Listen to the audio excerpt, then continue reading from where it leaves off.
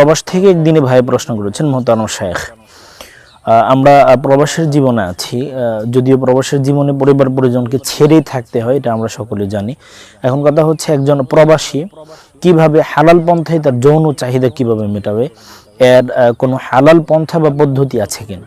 সম্মানিত দর্শক, প্রবাসীরা যৌন চাহিদা কিভাবে মেটাবে বা হালাল পন্থায় কোনো যৌন চাহিদা নিবারণ করার কোনো ব্যবস্থাপনা আছে কিনা, শরীয়ত ইসলাম দিয়েছে কিনা, এ ব্যাপারে আমরা প্রথমত বলতে চাই। শুরুতেই হাদিসটা আমরা নিয়ে আসবো যে রাসূল সাল্লাল্লাহু আলাইহি ওয়াসাল্লাম বলছেন, মাইয়াদমানু লি মা বাইনা রিহইহি ওয়া মা বাইনা রিজলাইহি আদমানু লাহুল জান্নাহ।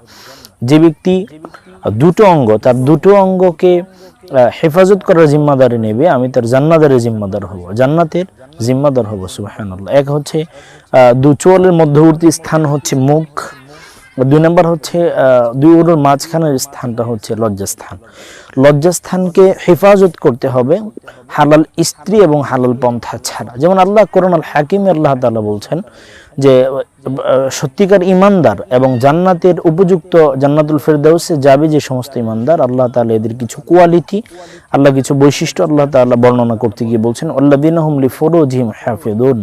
আল্লাহ বলছেন যারা নাকি নিজেদের লজ্জাস্থানকে হেফাজত করে, নিজেদের হালাল স্ত্রী এবং নিজেদের কৃত দাসী ছাড়া যারা নিজেদের লজ্জাস্থানকে হেফাজত করে।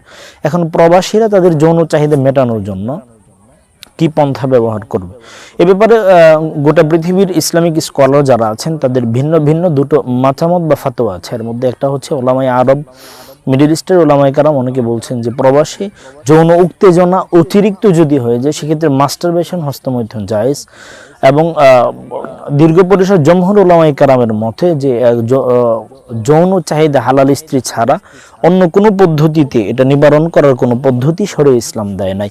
এই মতামতটা আমার কাছে অনেকটাই অ্যাকসেপ্টেবল, এটাই গ্রহণযোগ্য মনে হয়। কারণ হচ্ছে যে আল্লাহ তাআলা যেহেতু বলেছেন, তখন আপনি ধৈর্য ইখতিয়ার করবেন।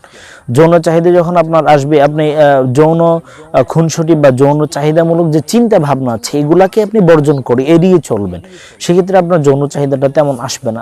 এমনিতে নাইটমেয়ার বা স্বপ্নদোষ হওয়াটাই স্বাভাবিক, কিন্তু বাস্তবিক অর্থে আপনার যখন নাকি চাহিদাটা প্রবল হবে তখন আপনি ধৈর্য ইখতিয়ার করবেন। অন্য একটা চিন্তা চেতনা, অন্তরটাকে অন্যদিকে আপনি যদি মাইল করতে পারেন তবে আপনার অনেকটা ফলপ্রসূ হবে। এজন্য যৌন চাহিদা নিবারণের প্রবাসী ভাইদের জন্য গুরুত্বপূর্ণ কথা আল্লাহকে ভয় করা এবং হারাম কোনো পন্থা অবলম্বন না করে, ব্যাপারে সচেতন থাকা।